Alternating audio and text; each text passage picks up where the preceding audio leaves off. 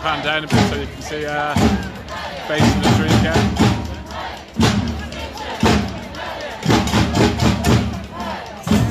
So it's all calm here, which is good. This is what we want. We want things nice and calm.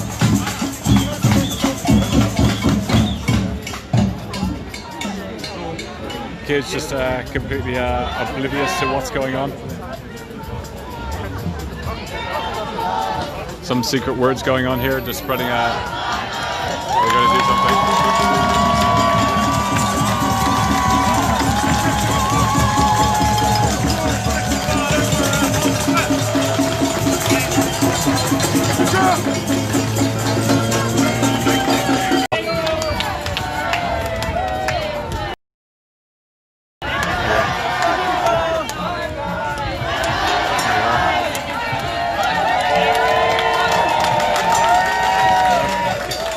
Thanks for coming.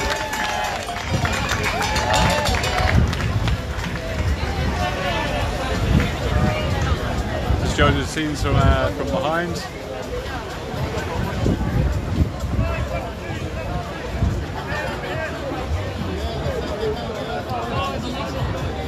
Well,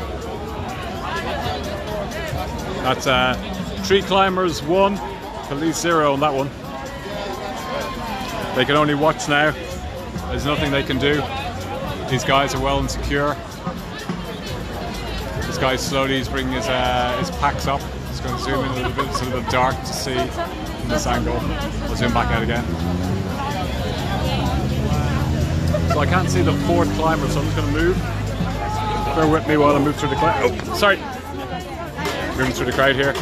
Excuse me. There you go. Let's give you a different angle. That show that they will only in 100 years be carbon neutral. You know, we don't have 100 years. We need to do these things now.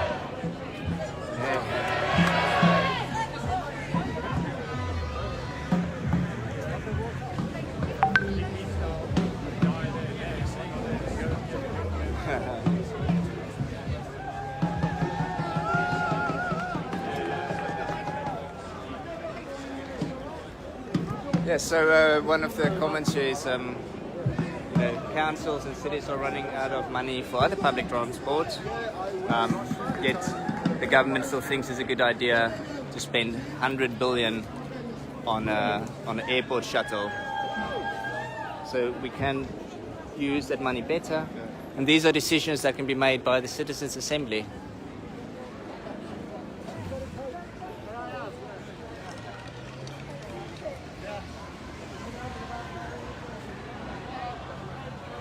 Yes, we've been reading comments, stay safe and calm and peaceful and don't stop mother. Can't pull her down! Pull her down! You can't pull her down! Stop! You're pulling her down!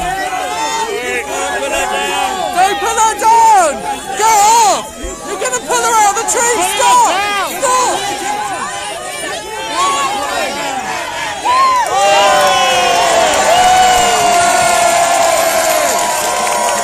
Police, you fucking idiots!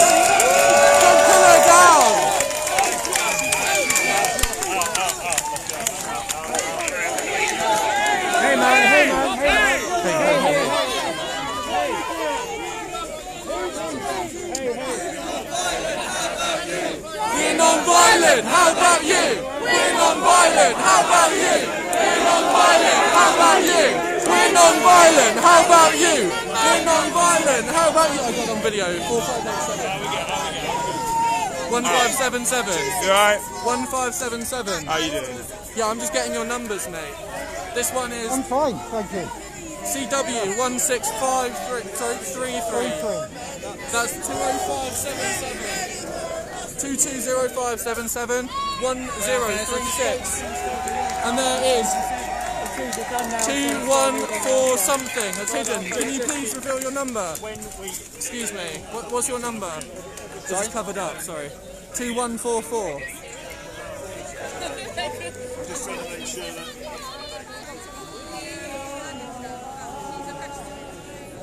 Well done, Athena!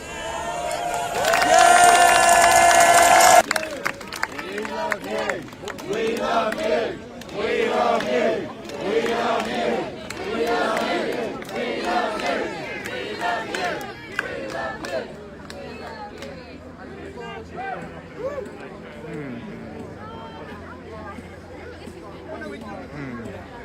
So we need faster green investment. We cannot. It's a climate emergency. These, these vanity projects that were decided. Well, we already knew we were in a climate emergency, but the governments didn't listen. And so before the climate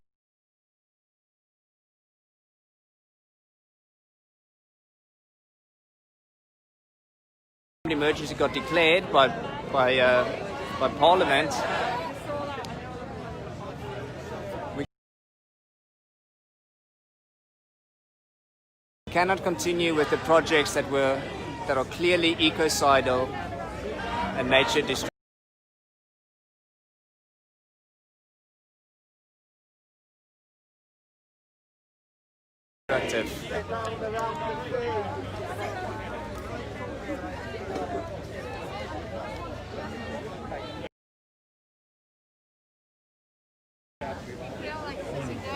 Time. You have all the time. Take a rest, take a break. Preserve your energy.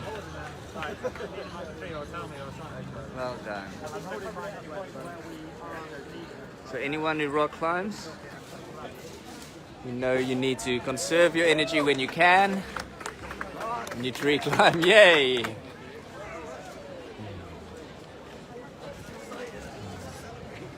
There are strong women in every generation. Protesting, so I think it's really important to remember that there are lots of issues with the cops and we shouldn't take away from that, but it's really important that we also recognise that they're just people trying to earn a living in a toxic system, not always in a way that I would agree with. And I have been arrested multiple times and I've always found them to be very respectful, and there's all sorts of privileged things that go into that. But I think that what we want to do is we want to bring people with us and we want to create a better vision for the future. I fully understand and so that. I think it's really good to remove judgment from the interactions. I didn't like what I saw the police doing that. I think I saw police with their badges not on, and that's illegal, and I think that's awful. But my best friends are police. Two of my best friends are police officers, and they're happy I'm here today, and they're really supportive. That's interesting, but like in our experience, hang on, because in our experience, we've had situations where the police themselves have cut lines between two trees that protesters have been on 20 foot above the floor and sent them hurtling to the ground and almost killed them. Saying all police are good, and 60 police officers were there from 4 constabularies, and none of them turned around and said, stop doing what you're doing. In the same way as all police officers aren't good, all environmental protesters we shouldn't be judged by the worst among us, we should be judged by the best among us. I think it's part of a toxic institutional system which is racist, it's classist, it's disableist. Look at what they were doing in October Rebellion, where they were taking, and that was police strategy. But I swear there's some police officers who've quit the police. There are, in fact, who've quit the police to join XR. There are good police officers out there, and we need to try and get them on side and bring them with us. And ACAB creates a tension between XR, which means that people are wrong sometimes. People do bad jobs and stuff, but changing your mind is what we're asking people to do. We want to bring people on board. And so for me, when I hear ACAB, I agree in loads of ways, but I also don't want it to be us and them. I want them to be able to listen to us and think that we're willing to listen to them, because they're people, and not all of them are as flawed as the most flawed amongst them, because that's not how people work. Okay. So I'm going to give T-Rex a right of reply to that. Can we agree that all cops are complicit in fascist state violence? I would not necessarily use the same, but like in institutionalized state violence, I wouldn't use the term fascist. But in the same way as people are when they go to work in lots of different industries, sort of, if you're working in the fashion industry, you're complicit in sort of an institutionalized where Bangladeshi fishermen lose their fish because of the level of pollution in water. Part of our system, this colour is the most polluting colour to wear. I luckily bought this in a charity shop, but sort of it is so hard to say that we're the perfect people. So we need to try and remove as much judgment as possible. Not that, but I think we just need to recognise that people are really flawed and create a conversation that says, look, I'm flawed too.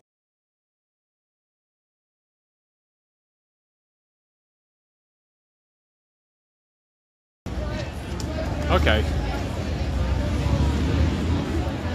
So these are the HS2. How you doing? Do you want to have a just tell me what's going on here? Yeah. I'm just live on Facebook London. Okay. Yeah. It's going to spin around so we get better sound. Now, am I talking to myself? Yeah. How awful. How awful. Yeah.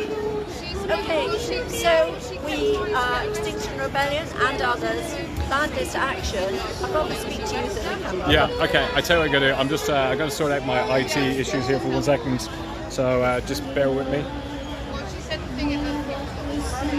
Unplug this. Modern technology. Got my first new phone in about 5 years. From an iPhone. This one. Just because doing a lot of streaming. And it's crazy. They don't come with ear adapters. Oh. Yeah. There you go. God, she's getting higher and higher. She's doing amazing. Is that for me to speak Yeah, into? just speak. I'll hold it to speak. Yeah. Okay. Just speak normally. Okay. Yeah. Like that. Yeah, Okay. perfect. Absolutely perfect. Yeah. Do you want to ask me a question? Yeah. Sorry. Yeah. So we were hearing your voice, so the world is hearing you. Oh, right. Okay. Okay. Well, I'm just, like sort of buzzing because every day I am driven by this nightmare of what's happening. It's not just HS2, but it is the climate crisis. I'm so acutely aware of it. But HS2, I have to face every day because I live in Warwickshire, and they have never stopped since September when it was under review and they said they were stopping and they didn't. And it's just been like pure decimation. No consideration. The ecologists who've been out there have just been carrying out a sort of sham job because they can put tape around a tree and then they fell everywhere else around it. So all the wildlife leaves because their natural habitat is being destroyed all the way around it. All up and down the line, they are building compounds, they are building roads, full of concrete, using aggregate. It's all adding to the climate crisis, it's all adding to flooding. And ripping out trees is adding to the drought conditions as well. And all this, when the money, 115 billion, could be so better spent. If the government wants people to travel around, upgrade our present system, create bicycle lanes, and for goodness sake, stop building houses that aren't ecologically friendly. It makes common sense. Thank you very much. You're welcome. Keep up the good work. I've got to run. I need to be in Tufton Street. That's all right. Okay. What's happening there? It's Riders Rebellion. Okay. So, with the confusion, I'm supposed to be somewhere else. Coming up as well. We've got so please do hang around here if you're supporting the people. If people are watching this, if you could do me a favour, if somebody could open a new tab and go and have a look at UK Facebook Extinction Rebellion on that channel, and just put it into the text. So this is what happens when you're here live on the ground. You just don't know what's going to be happening, and things get just a little bit chaotic, and you just have to react. And then communication falls away. We put plans into place, and the plans kind of go a little bit out the window. So we can actually bring you the coverage of exactly what's happening on the ground. Let's see. Okay. Let's see if I can find. We get the climber there, with Gandhi right behind. I'm going to see how far Tufton Street is. Just bear with me for one moment. Okay, David, okay, new tab. Open up Facebook UK, and if you can just let me know what's happening on that, David, that would be great. I'm going to see. I need to find Tufton Street. Where's Tufton Street? I'll just find it. What's that? I'm just going to find it. What's the street called? Tufton Street. Tufton. That's where I'm supposed to be. Tufton Street? Yeah. It's where the I've got a pin on it. it's where the climate deniers is. There's a. And I think it might be over there. Brexiteers as well. Yeah. So anyway, they're all the same, aren't they? Yeah. So can you work it out from here? Do you know where it is? I've got Tufton Street here. It's just there. Yeah. So guys, I need to. It's supposed to be in Tufton Street. Walk down by Parliament, and it's just over there. So which direction? Down there, and and then you want to go right along. You have to go. Great. I think it's that We have to go that way. Great Peter Yeah, Street. I came from the Home Office. So up there, yeah. So up there.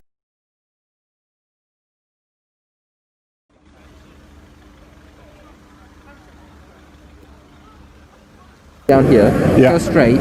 You'll get to the Home Office is there. The Emmanuel Centre. So you're going to go one across from the Home Office. Yeah. One across, and I think that's I presume under the UK. There's a much quicker way. Is that that to way? walk straight down there Sorry. and take a right along. I love this direction. It's Okay. amazing. No. Yeah. Straight down this way. Straight down this I didn't way. get an A-level in geography for nothing. that's okay. Yeah. Many years ago. Yeah. Okay, so you want to go. You want to head down there. Yeah. Towards the Burghers of Calais. Yeah. Take a right at Great Peter Street, and you're on it.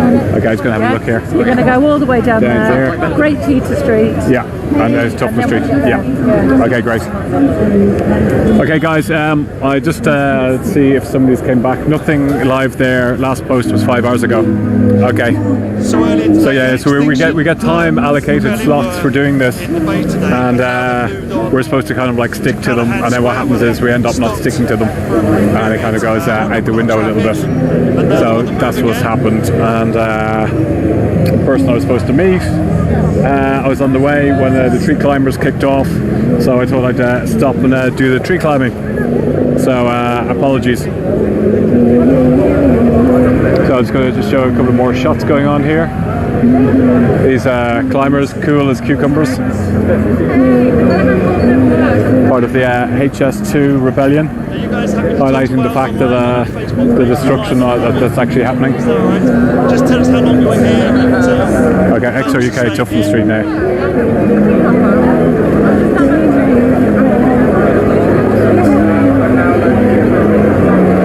Okay, it's good. So Tufton Street's been covered. So I'm probably going to shoot down there and try and interview some of the writers. So we're just going to be doing a tag team.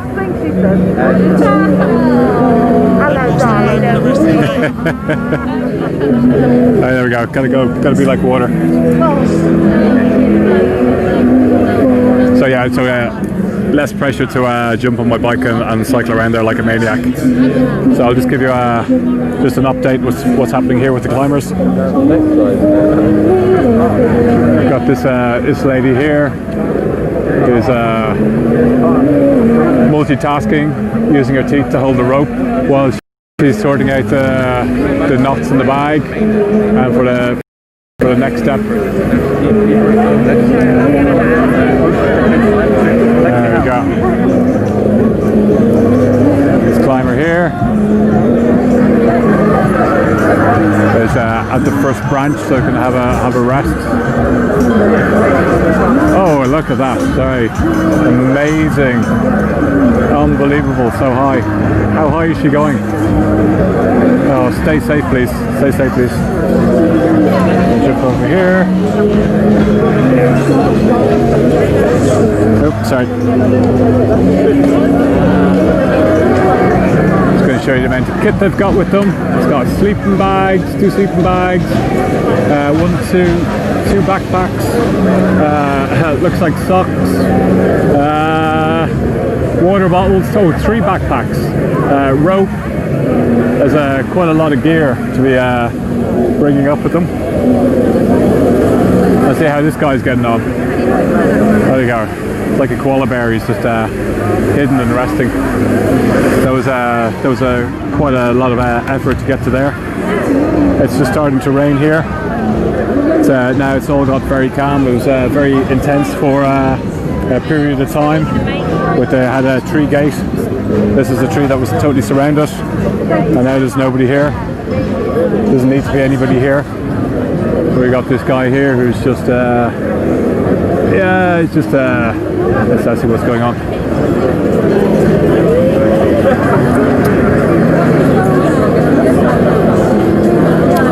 Okay, so yeah, thanks for tuning in. I need to figure out where the next stream is or what else is going on. So I'm going to sign off, and I might be back or somebody else might be back. We're going to do a tag team somewhere else. Okay, but still, anybody watching this, please share, get involved. It's quite a great atmosphere down here. If you're anywhere near London, come in for the day. Also stuff going on in Cardiff and different regions around the country. Just check out the website. Put pressure on your government. You know, it's this is not just a show of entertainment. This is very serious. The ecological and climate emergency. We're facing. Yeah, we're facing climate breakdown really, and the powers that be directly behind me here, not Gandhi, sorry, not Gandhi's over there. That's Nelson Mandela in Westminster. They're the ones that have the power to change the course of history, and we need to put pressure onto them to do exactly that. And their job and responsibility is the protection of the people of here, this country, and countries around the world. And they're failing to act. They're not acting. They're not giving, you know, the thought, consideration, the money, the laws, the bills, and the time. We hear so much about bloody Brexit and other things, and we're failing on the, you know, on our watch, on the biggest catastrophe that's unfolding around us.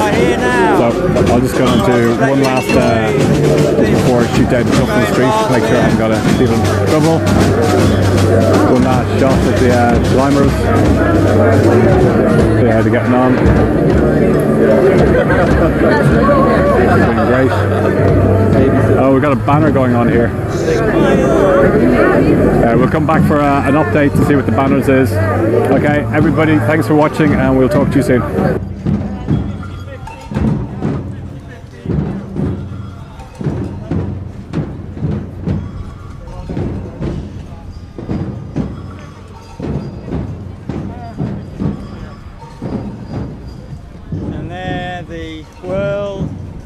Turned upside down by the COVID crisis, even more turned upside down it will be with the climate crisis and with the ecological crisis, the biodiversity, the loss of biodiversity. So there the marchers heading up into the centre of Cardiff. It looks as though they... Can I interview you? Have a brief chat, I suppose. Well, what happened? How come it was so delayed? Well, obviously we were kind of trying to make a bit of a point. 50 police officers. They then illegally demolished the buildings that had been squatted. Just pretty crazy. I was at Huac and then camping for 2 months, and just seeing how the National Eviction Team were allowed to assault us, and the police just standing by and watching us be assaulted, our stuff taken and trees being cut down. It's really just ridiculous.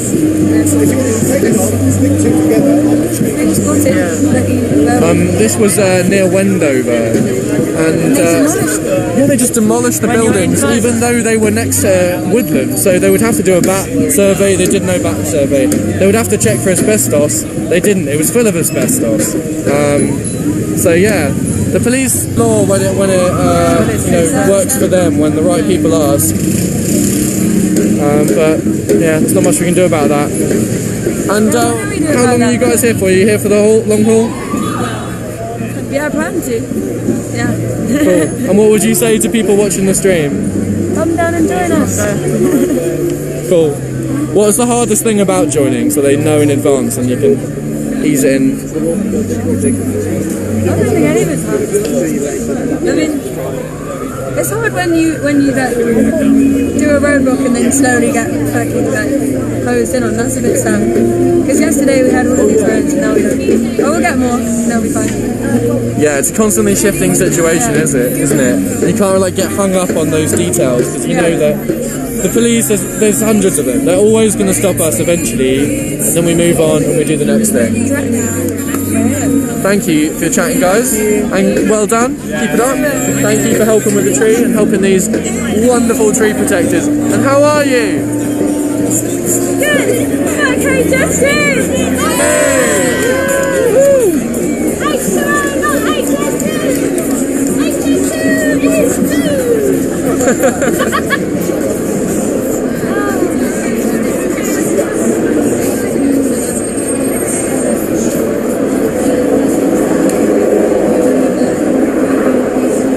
have no idea how long this stream's going. I hope everyone's still interested. I'll keep it going if so. We've got plenty of battery.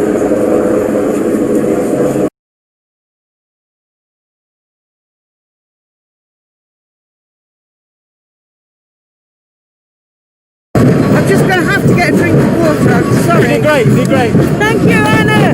That's awesome. We've got a tripod here. These were put up extremely quickly and they have blocked both ends of this road. This is Tufton Street and there's events going on here for several hours to go. There's also actions happening in Parliament Square, in Cardiff.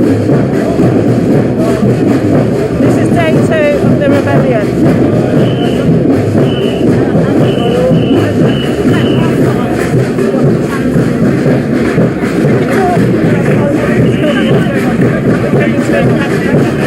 Yeah, so it's great to see that so many people in XR have just, been awoken to the tyranny of these think tanks. They are climate change deniers, and they paid a lot of money to deny the climate.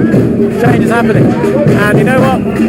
It's time things change. It's time that people woke up and creating this much noise here and there. Quiet little uptown enclave here. Very, very, very much paradigm shift. Such a paradigm shift in the way things are done.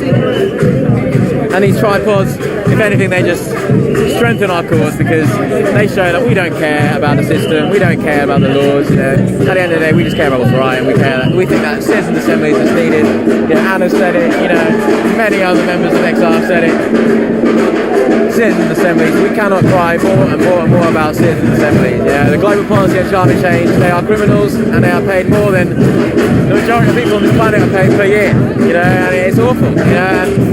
The fact that we've got people willing to, lay down their freedom, their sort of liberal freedom, that's really positive to me. Really positive, really positive. Yeah. Tell us what's been going on today. So today, this action was, quite hush-hush. So everyone's been in Parliament Square, creating a lot of noise, creating a lot of distractions for, the police, and they went there, and everyone thought, oh, XR is flopped, it's, the turnout wasn't that great, and what a shame. But oh no, we have bigger fish to fry, a more specific issue. These climate changes, these climate change think tanks specifically, they just, they're part of the problem, they're the root of the problem, and thanks for watching, guys. Can you tell us about the climate ecological emergency bill? A little bit about the climate and ecological emergency bill. It would basically ruin these think tanks. The way they operate is a sort of, the status quo is sort of off balance. It's petered off, so our governments listen to these think tanks when it comes to the science behind climate change and the policy process, they listen to these people, but if we had a citizen assembly, which is what the CEE bill is designed to sort of, instigate, then we wouldn't have this issue because we'd have people's groups basically campaigning against what they're saying, proving them wrong. So, yeah, and they're great, and I totally back them. Right, okay, we're heading down Tufton Street. So it sounds like there might be a rest taking place down there. Thanks for all your messages coming in, that's fantastic for me, and to know that you're watching, so do let me know if there's things like that going on. Trying to make my way through the crowd. Amazing atmosphere here.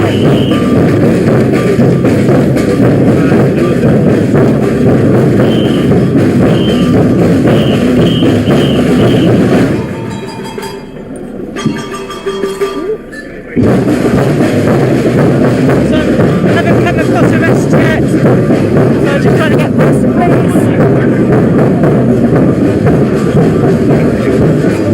Amazing person up the tripod. Have to be super nimble for that.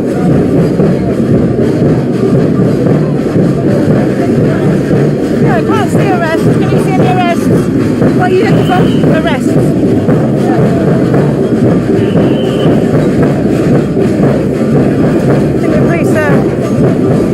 Checking out the tripod, wondering what they're going to do about it.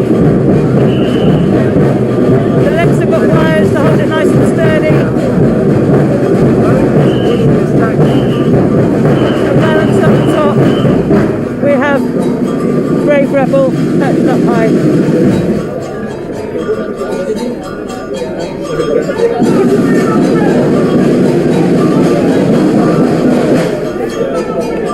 Alfie's asking for them back. So what should I do? Should I just send you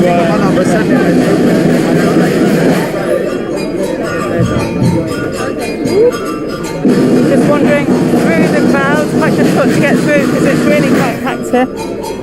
Sorry, thank you. Let's squeeze through. Amazing.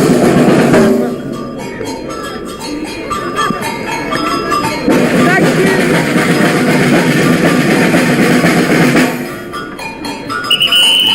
This is Tufton Street, about 10-minute walk from Parliament Square.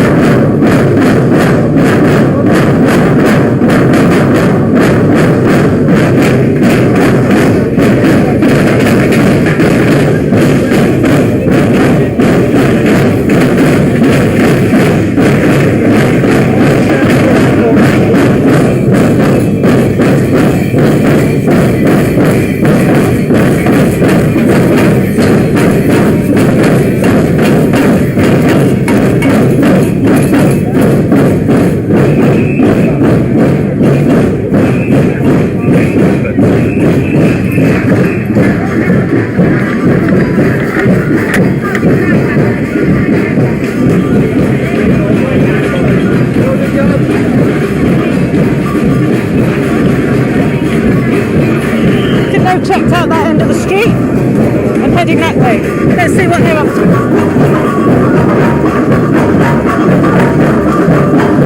Animal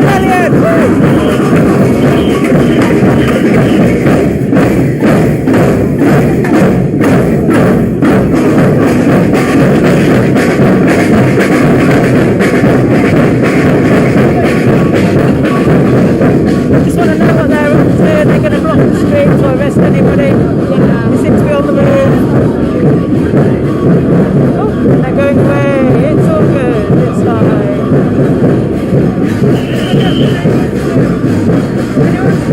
Want to talk to the mic?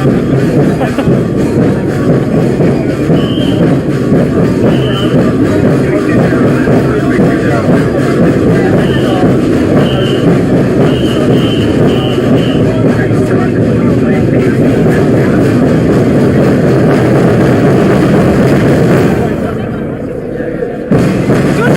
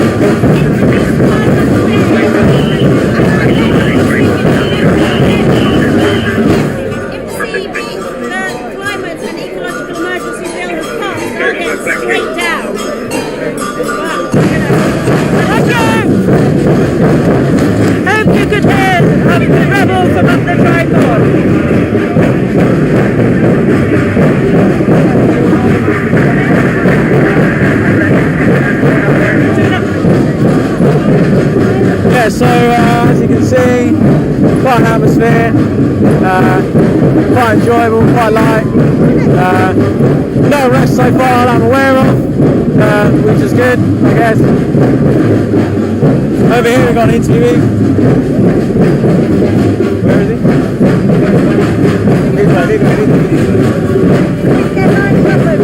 Oh, they're lining up. It's starting to rain, which is it's great, but that is absolute rubbish when they are tearing down ancient woodlands for something that's going to shave I don't know the details, but 20 minutes off a journey, which is absolutely ridiculous. And I think that these tree protectors today are absolutely fantastic. The fact that they've done this is so brave and so inspiring, and I think it's really something that has brought the mood up, brought everyone together, and really highlighted the fundamental issues with HS2 as a project at the moment. Thank you. Are you ready to speak? Okay. Yeah. How are you doing? Hi, I'm good, thank you. Yeah, feeling pretty inspired at the moment. We've got some really brave HS2 Rebellion rebels up in the trees here. It's been a bit tense at times. The police were very heavy-handed initially with some people. We saw a couple of people thrown to the ground, so that was a little worrying. But yeah, really inspiring to see them here. I did part of the HS2 Rebel Trail a couple of months ago, and it really brought into perspective to me just what we stand to lose through this project. In Tibetan Buddhism, about the Shambhala warriors, and whenever I hear the samba band playing for us like that, I think about that Shambhala prophecy, and it goes something like this. There comes a time when life is hanging by a thread. Great powers exist with weapons that can destroy millions and technologies that lay waste to the earth. At this time, the Shambhala warriors wake up. They are a people without a feeling of belonging. They roam across the lands of the destructive civilization. They enter the spaces where power is held to dismantle all of the weapons, inner and outer. They know the weapons are mana maya, meaning made by the human mind. Honouring all of the Shambhala warriors, all of the rebels here today, and thanking our fantastic samba band. Thank you.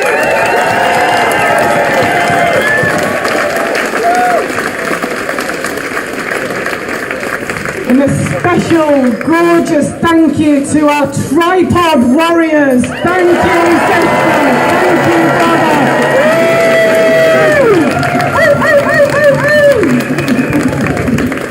Very amazing. I do believe one of you jumped up at the last minute, and I especially thank your courage.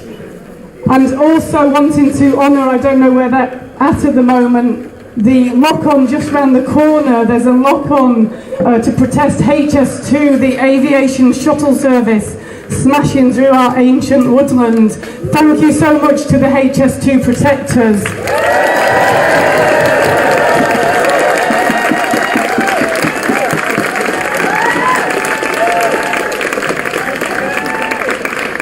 In an act of true beauty and ingenuity, they have brought an ancient tree that has been felled and used it as a lock-on, and it's actually been double felled around the corner.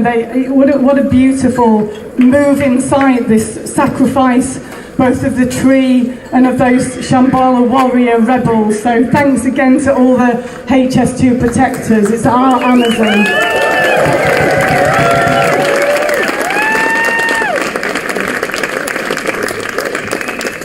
I heard that the CEE bill, the Climate and Ecological Emergency Bill, is getting its second hearing.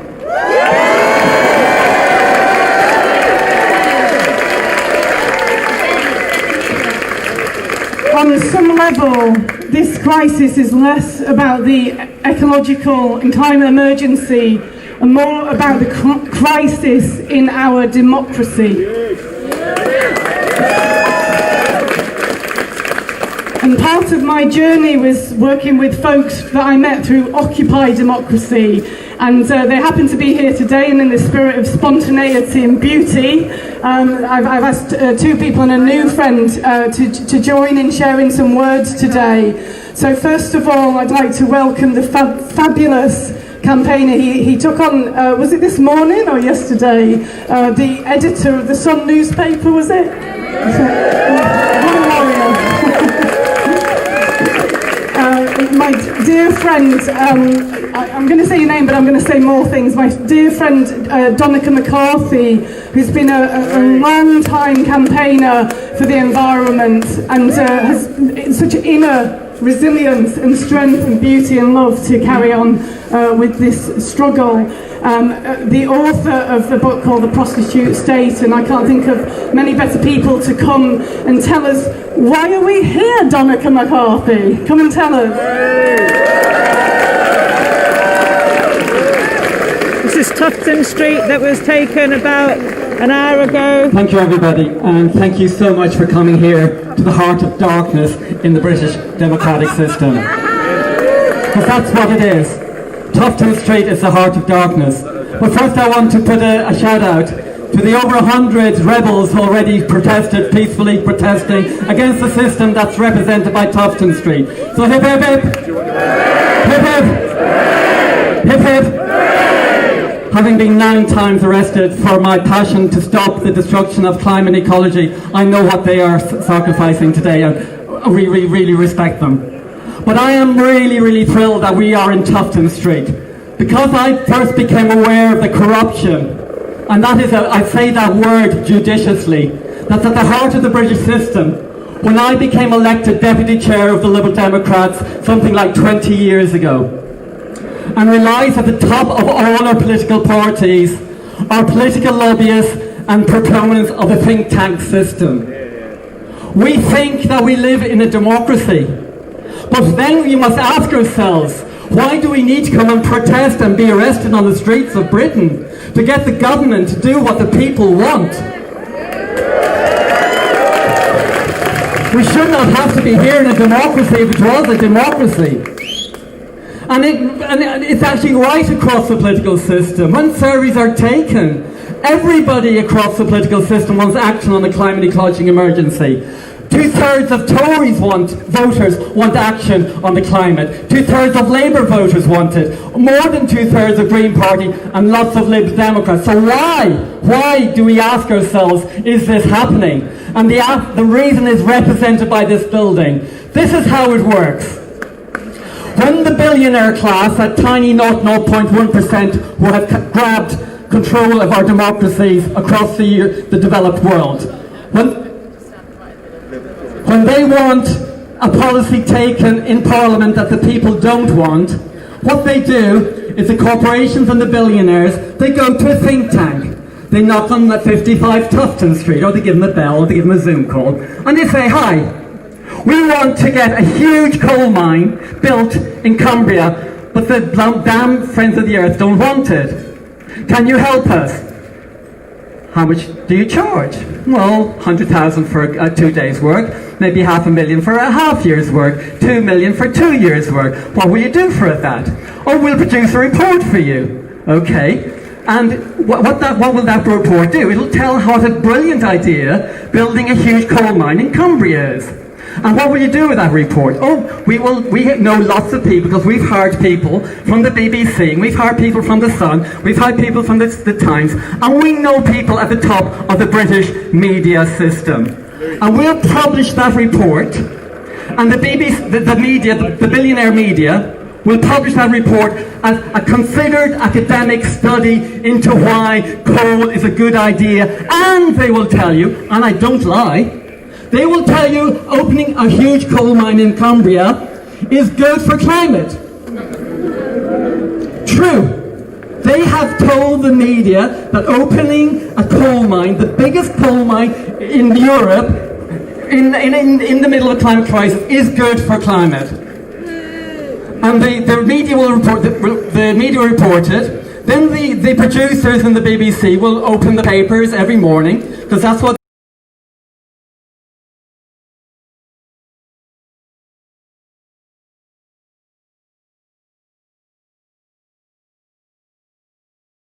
paper to see what stories shall we cover. So Tufton's got the story into the Sun and the Times. Then the producer on the BBC reads the story, and they say to their producer, "Oh, we must run a story on the news about why opening a huge coal mine is good for climate." And so then the BBC runs the story. The public looks at it. The MPs in Parliament looks at it, and suddenly what happens? The Minister for State gives approval for a coal mine in Cumbria, and that is how the system works. That is why Tufton Street is the heart of darkness. These people, the global war, there's around 9 groups settled here in this area, think tanks, if they want me to go forward. Let's go forward, it's a good idea. So that is how the system works. And what we need to do is to challenge it. We went, when lots of you here came with us to protest outside the BBC, at the failure of the BBC to give the due prominence to the urgency of the climate ecological crises. We went there, we protested, nothing happened. We went again, we protested, nothing happened. We went a third time, and this time they opened the door and they gave us a meeting. I said, "But I got some water, my mouth's drying up." So they invited us in, a group of Extinction Rebellion people, and we went to this meeting. Coincidentally, 3 days before our meeting, the Policy Exchange, one of the most corrupt think tanks in the United Kingdom, produced a report telling that the Extinction Rebellion was a crowd of terrorist extremists. That we were actually out to destroy all the government and bring it all down, and actually we had no interest in climate. It was a front for the far, far left. Now there are people from the far, far left in Extinction Rebellion, and they're welcome. And there are people from the centre and the right and the left. However, what that report was intended to do was to smear all of us as being extremists from one particular far left ideology. Who did they hire to write it? Richard Wilson. Who is Richard Wilson? Some of our friends here from the police will know and remember him. He was the cop who was kicked out in disgrace for framing the Stephen Lawrence campaign. He ran a corrupt, behind-the-scenes spying campaign on the family of the victim of the Lawrence murder. Abstain on the Metropolitan Police, and I'm sure the officers here would disown. That's who the Tufton Street crowd hired to smear us. And they published that report, and of course all the billionaire media ran the thing, Extinction Rebellion's a crowd of terrorists, extremists. And to their shame, the Today programme ran that story as well, without any right to reply at that moment. And we said to the BBC, that report was funded secretly and anonymously and published by a corrupt policeman. Why did you not tell the public that the funders of that was secret? We don't know what oil corporation, whether it's BP or Shell, hired Tufton Street to smear us, and to smear us in the public, and smear us as terrorists and extremists. And I was shocked. We said that to the BBC, and they said, well, we must cover what the reports of think tanks do. So what we said to them, well, at a minimum, in a transparent democracy, you should only publicise reports that are decently and transparently funded. It is outrageous that an oil company can hire a policeman, use a think tank to smear a democratic, peaceful movement as extremists. Why are you doing this? And they said, well, that's what we must cover, the full range of the news. And we said, why don't you, just one thing, don't publicise reports that are secretly funded. And it's extraordinary. From that entire hour-long meeting, the only thing that the senior BBC executive got angry about was at that demand. He said, no way am I going to do this. No way. I was shocked. I was just sitting there. What on earth?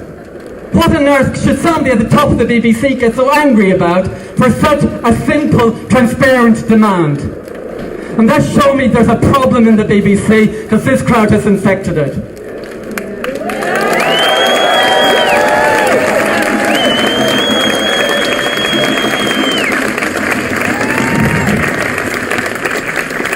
So that's what we're up against. And what the most important thing you can do with corruption is to shine the light of truth in it. And that's why I'm really excited that we have come here today with Gail and all of you fellow rebels. Because this is about getting the word out about how our democracy is being hijacked.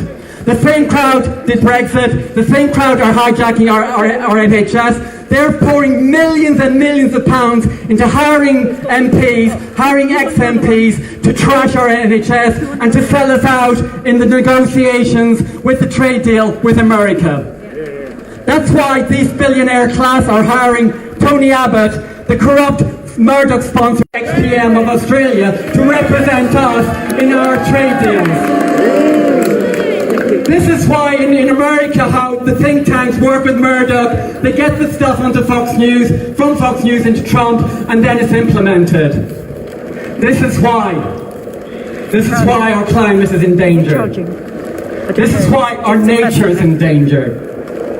Remember the trees that are falling on the route of HS2. They represent the remnants of the beauty and treasure and richness of our Mother Nature.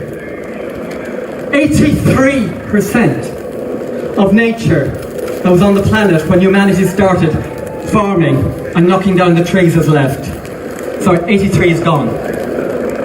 In my lifetime, I'm 60 years old. 60% of the nature that was on the planet when I was born is gone. And at the rate that this crowd will go, destroying our environmental protections. Because remember, that's what Tony Abbott said in the paper yesterday. We must do trade deals that have paid no attention to that silly environmental nonsense. Murdoch thinks anything to the environment and climate is nonsense. These are the people we've got to take on. We cannot let me die at 90 with 1% of nature left. That's why I'm here. Mother Nature deserves protection, and I know all of you here agree that. These people are on the other side. We must shine the truth on them. And one thing we must demand as a first step, and that is no more media for secretly polished reports from this corrupt outfit. Thank you so much. Onward and upward.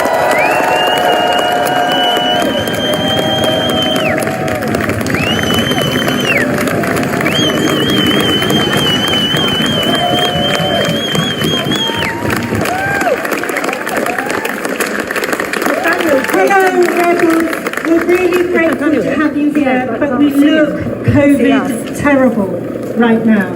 Would you mind all stepping back a little, taking a little space and showing that we care about each other and we care about the visitors here, as well as caring about the optics of the photographs, which are going to look rubbish.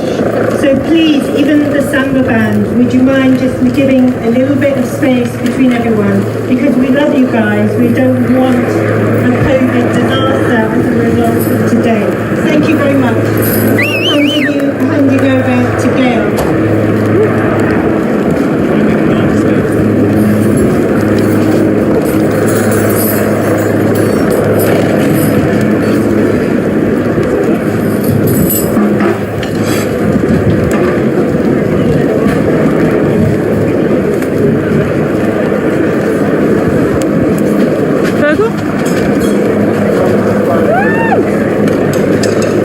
It was a little bit spontaneous to ask Donald to get up and speak. What an awesome day. See where the burger is. Thank you, Donald.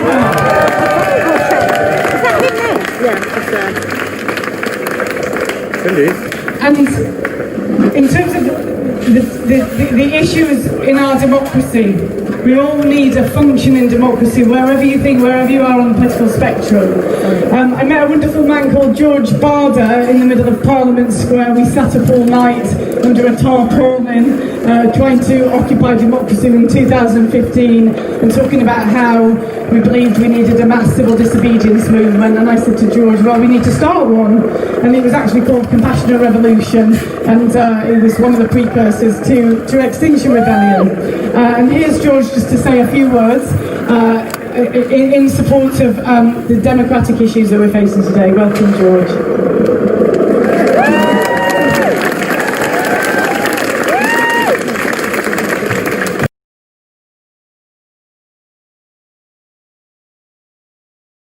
is about a compassionate revolution. You know, we can rebel against the extinction of things, but unless we see a transformation from an insanely competitive system.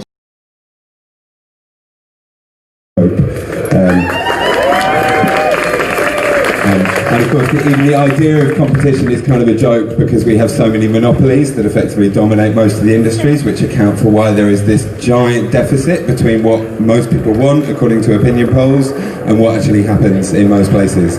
And the good news is that this is not just the UK, that there are what they call super majorities, so over 60 or 70% of people that agree with a whole bunch of things in virtually every single country, including China and Russia, etc.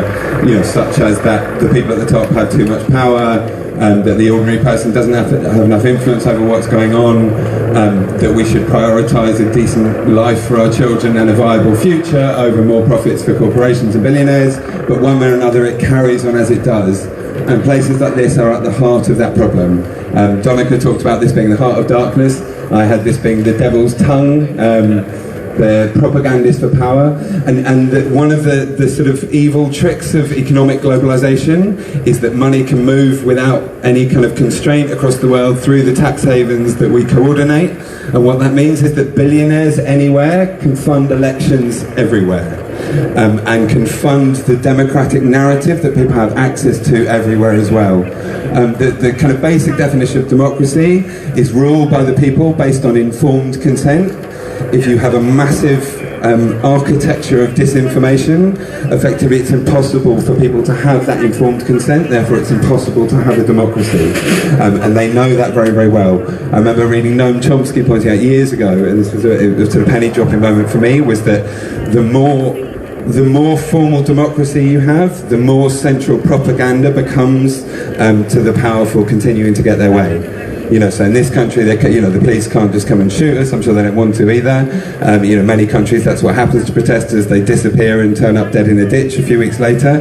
What they have to do here is manipulate the ideas that people have so that they go along broadly with what's going on. And as I said before, it's not that people agree with it, but they need to do just enough so that we basically get on with it and keep going to work and keep paying our bills, etc.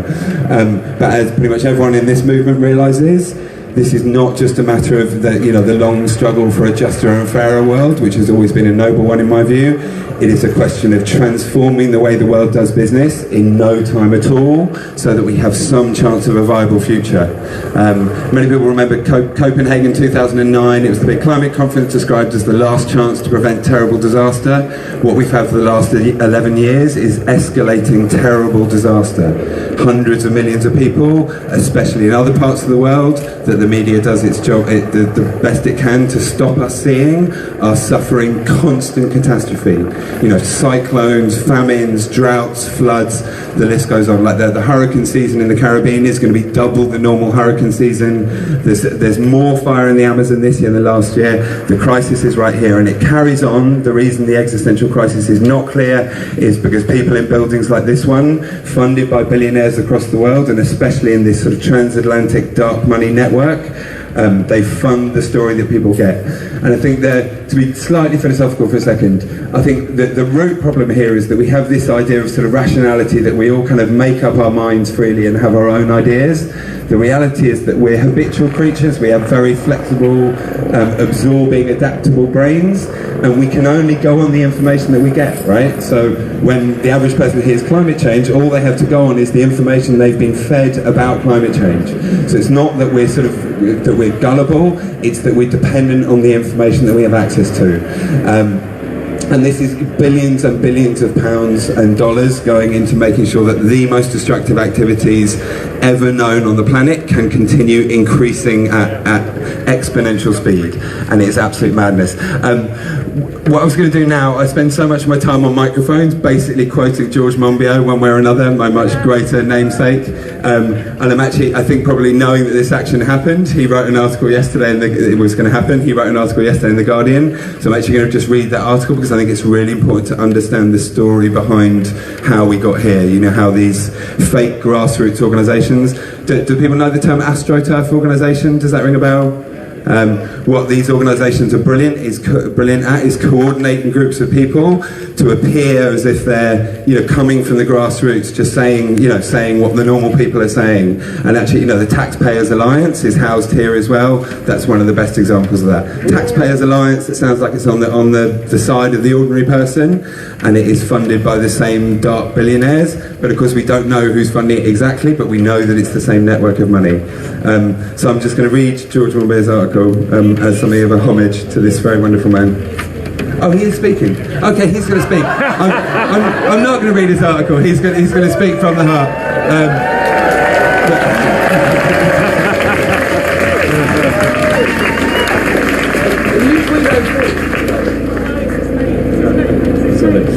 Cool. Okay. Well, I'll leave it to George, but. Go to DSmog, by the way. That is one of the best resources to understand what's going on here.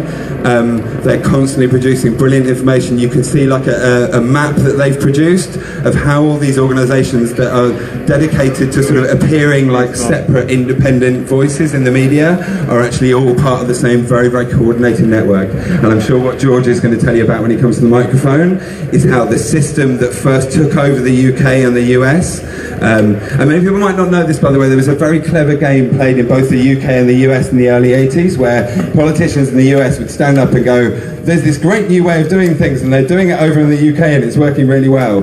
And at the same time, people in the UK would stand up and say, there's a great new way of doing things, it's happening in the US, it's working really well. And basically they were working with each other all along. And this system, the neoliberal system, the Thatcherite system, whatever you want to call it, has spread from this country across the world.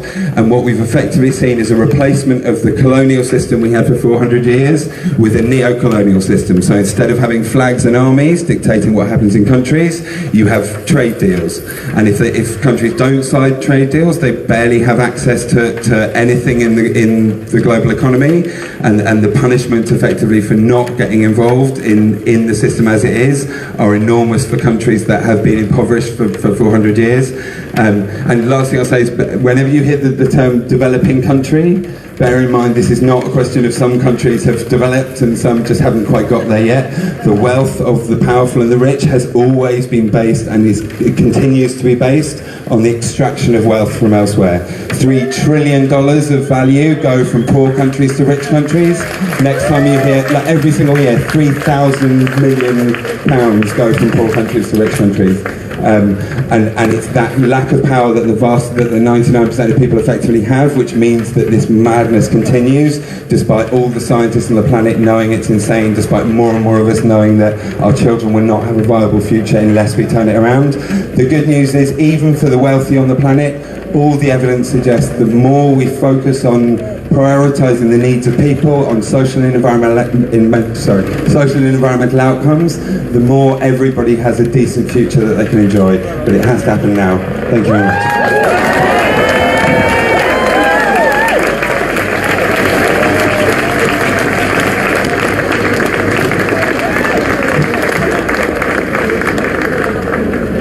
George, I don't think we've got Guido Fawkes here. I think we've got his more slimmer, handsome sidekick here, and welcome to you, brother.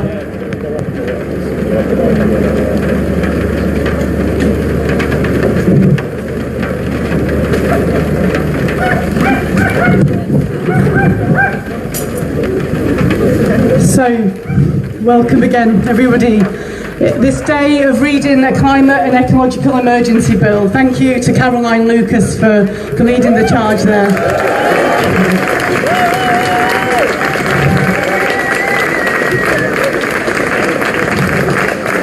I just had an older sister ask me to speak to the women, to speak to the grassroots rising of the feminine, and I was speaking. Thank you. Thank you, sister. Thank you. Voices will be heard. I know, I have to say this. Especially the older women. Thank you. I keep saying this on platforms. I'm not quite post-menopausal, but I hear you really don't give a fuck after the menopause, sisters. So I look forward to that. Don't wait. Well, I think I'm semi there, to be frank. Why are we not acting? Why are we not acting? Why are billions set to die? Thousands dying already? It's a systemic issue, first of all.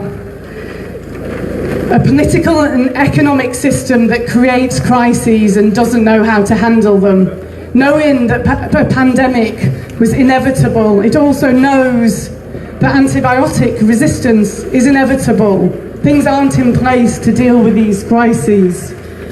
It can't act on them, and it doesn't want to change if it means handing over power, because it's a system of domination, control, extractivism, and corruption. And it's an old system, and it's a system that's in all of us in different ways. We're not separate from that system. I have a brother here. Welcome to XR Jersey, actually. XR Jersey is subject to something called the finance curse, a fantastic book by Nick Shaxson, if anybody's interested in that piece. The City of London has cost us £170,000 each since the 1990s. You won't hear about that because the information that comes out about our finance system, we need finance in my opinion, but it's dominant, it's the cuckoo in the nest. 123 billion is evaded or avoided or unpaid in taxes annually. We have a system based on the madness of the idea of GDP growth, even though the creator of GDP growth, Timon Kuznets, said, please don't use, I'm paraphrasing, please don't use GDP as any kind of significant measure. It doesn't measure what matters. If you want a measure of what matters, you need to use something else that also includes social progress and environmental well-being and other well-being factors.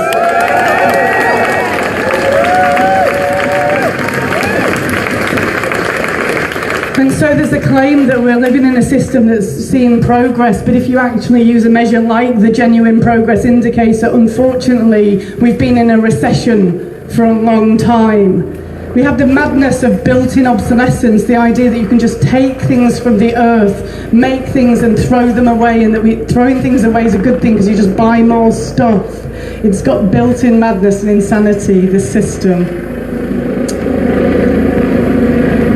It applies a force. It's a domination paradigm, and you can't always see it. And you only really see it when you start to oppose it. It will use many things: shaming, humiliation, pressure, financial, litigation, the buy-up of the media, lobbying, the funded AstroTurf organisations that George talked about. You know, and when they do, as Dominic has pointed out, talk about us as extremists, they also put our lives at risk. So, you know, even if you're really on a different side of the fence, please think compassionately about the impact you're going to have on us, brother. Thank you. And yet, let's sit here in our righteous anger, but let's not lack love. Because this patriarchal system, it's in all of us. It's an old wound that's been sitting in us for many centuries. It traumatizes us, this society, this separation. We get separated from our innate nature, which we women know about, as mothers especially, and beyond. It separates us from our true purpose, which is to live life well and honourably and be good ancestors to those that come after us, to think about the next 7 generations, to take care, to leave things in a better place. You know, thank you.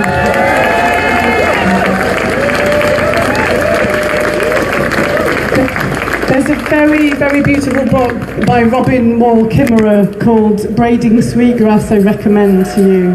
And she's both a First Nation woman and a scientist. And she asked her ecologist students, tell me about when humans have a negative impact on the environment. Many hands went up. Tell me about when humans had a positive impact. That's our destiny, to be in a positive relationship, and the Indigenous people show us that that is possible. And it's about being in a system, living in right relationship with the world. It's about gift economics, it's about sharing, it's about cooperation.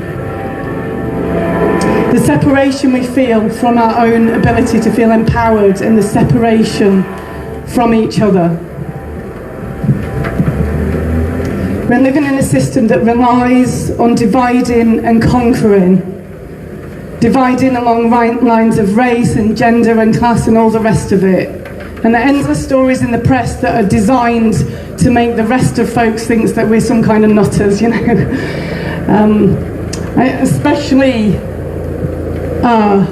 will not stand and listen to this idea that the environmental movement and working class people are somehow in opposition to each other. That is the biggest load of nonsense.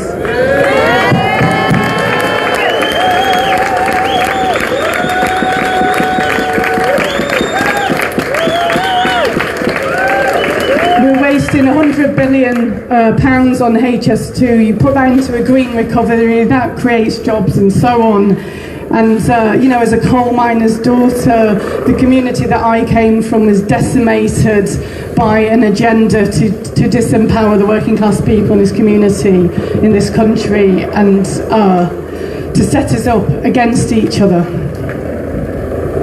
And part of this system is about the idea of scarcity. There's not enough to go around. More for you is less for me. It's not the case. You know, when I see someone having and being and getting what they need, it fills my cup as well. More for you is more for me.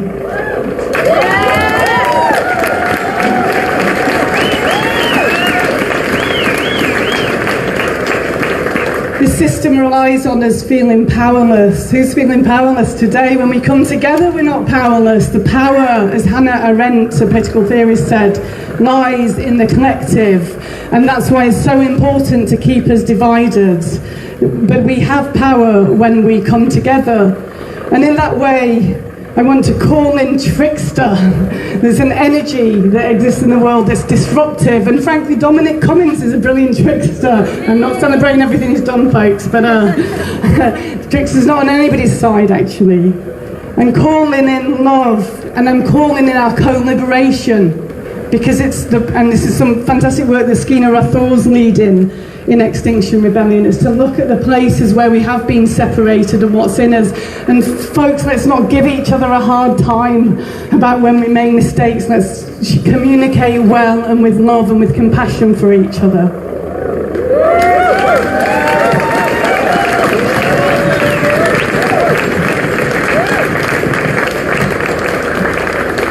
So I'm actually here to speak a little bit about Money Rebellion. But it's more of a little bit of a teaser, because it's going to get more launched next week, and what's happening this week is the Climate and Ecological Emergency Bill.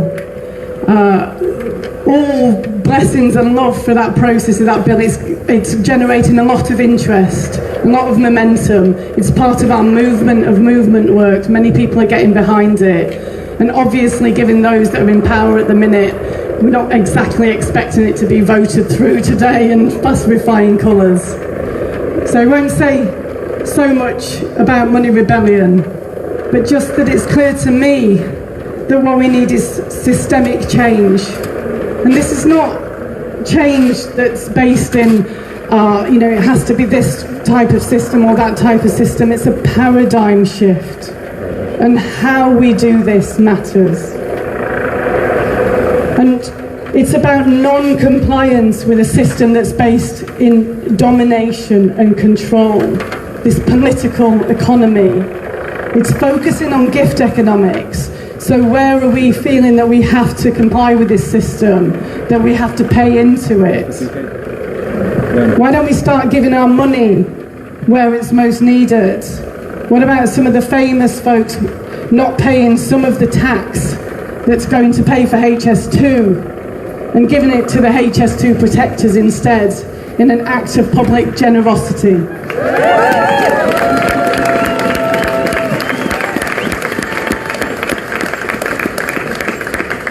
Maybe we can make donations on behalf of banks to Survival International and other organisations in acts of solidarity, and then ask them to write off our debts because we're making reparations on their behalf. There are many other ideas. There are many other ways that we can run an economic system, and it's not for Extinction Rebellion to say it's against this form of economic system and for that form of economic system. There are many different ideas out there.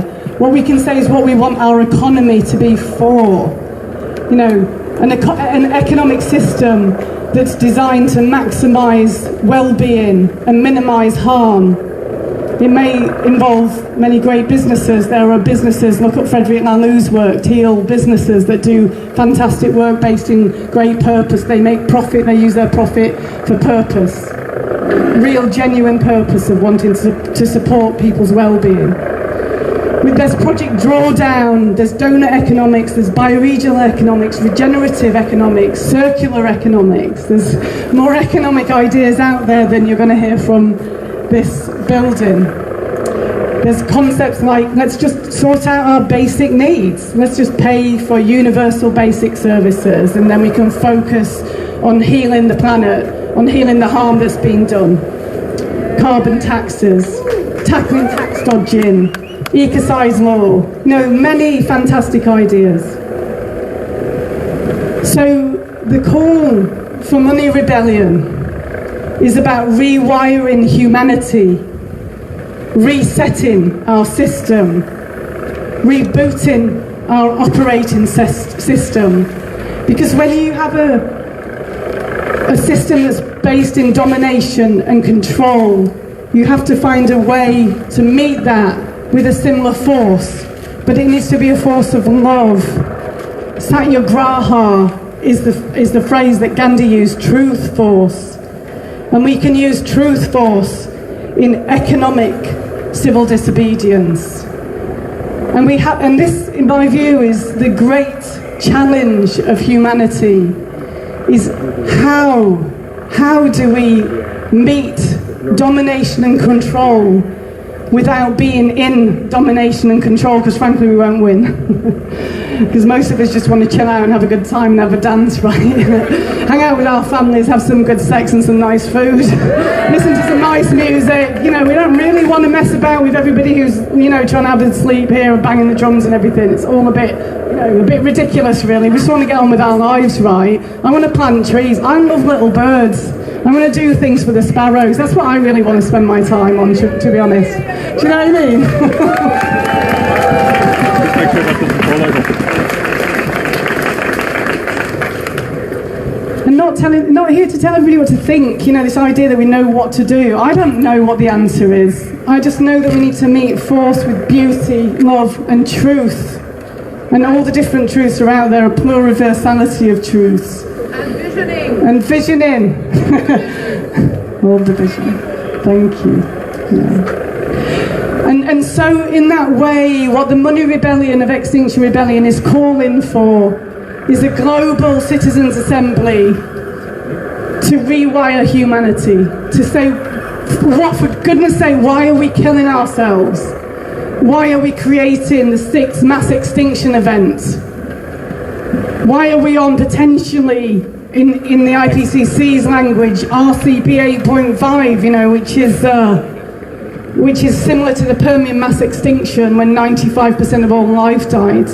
You know, why are we on these paths potentially? Why are we, you know, the government's own climate change committee has said to prepare for 4 degrees of warming. In 2008, he said probably we can't adapt. Essentially this June, the government's own climate change committee told the government to prepare for the collapse of civilization, as Sir David Attenborough's talked about. How can we be in a state where we're talking about the potential collapse of civilization? We've had a taste of it with coronavirus. A global citizens' assembly to ask these biggest questions that won't be controlled and influenced by vested interests, by big money, but we're like alongside it, a multi-stakeholder panel. We need all voices, frankly, and with love, including voices that are into free markets and into free, well, I think it gets very fundamentalist actually, but all ideas need to be tabled. We need to listen to each other. So, Thank you for joining us today. I think we're going to have a little bit more samba band in for a while, and the Writers' Rebellion are going to join us soon. Please do your best to maintain social distance, but most of all, to hold the vision, to remember our togetherness, to remember the Shambhala warrior in you, to remember your true purpose. Anybody alive today, really the purpose I think is to support and help life to thrive. Remember who you are, folks. Remember that you love each other, and let's have a fucking good time. Let's come on.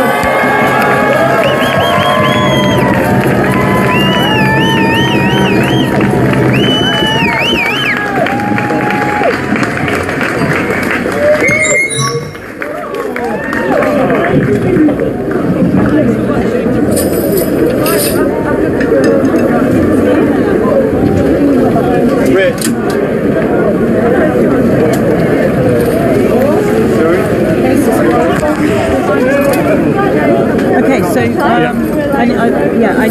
need to get my thing. Got it, yeah? You sent me the text. Okay, cool. So I'm gonna stop on Facebook UK. You've got that, yeah? What's that? Yeah. I stopped in London to go to UK. Yeah. Yeah. Yes. For the Writers' Rebellion. Okay. Do you want to do a quick check-in with other live streamers if anyone needs London for anything? Yeah, I can do that. Or whether someone else can do London, but I need my phone. Yeah. Okay. No problem. Okay. Cheers. Thanks. Okay, thanks for watching. We're going to take a short commercial break. We don't do commercials here. We're going to do a little bit of a swap over. We're going to have Writers' Rebellion is going to be starting pretty soon. We're going to have some music in the background. I need to tune in again with some of the other live streamers to see if there's anything happening anywhere else. I'm going to free up the London channel. I'm going to go and take over the Facebook UK channel shortly. So just keep watching. Make sure you keep on sharing. Amazing speeches there from Gail and George, and we've got a lot of work to do just to show you what 55 Tufnell Street looks like. Oh, sorry. This is where the think tanks come from, the climate change deniers. You can see how well protected it is. Four police very securely making sure that nobody goes up to the door of 55 Tufnell Street, where the money flows and the bullshit comes out of. Destruction. Some very serious looking people here. Going to show you also before we go what was going on here. We got people who are on a tripod. So it's a self-supporting tripod. There's no screws or bolts or anything. It's just put together by the weight being held together here by this brave rebel. Just going to zoom in. Just give a wave to. How you doing? You okay up there? Yeah. You'd like a little cushion? We'll have a shout out. Do you think? What's that? Yeah. On what channel? I'm London, but I'm going to go from London to UK soon. Okay, so if I find what is not? Hang on. So it's on the Facebook. It's Facebook London, yeah. Cool. So Facebook London has been showing this. So two of us, Facebook London, Facebook UK. Yeah. I'm going to swap in London and then go to UK for the Writers' Rebellion. Yeah. Yeah, bro. On the Facebook. There you go. You're doing a great job up there. Thank you. You're live on Facebook. Do you want to? Yeah, on XR. Yeah. Yeah. Tell us why you're up there. Well, I don't think the CE bill is going to get passed today, is it? So we've got to make sure people's voices are heard, and I'm sure that we're going to hear some very interesting things. So it's really important to hold the vote and do it. Yeah. Thank you. Thank you. You're doing a great job. You had a good view for the speeches. Yeah.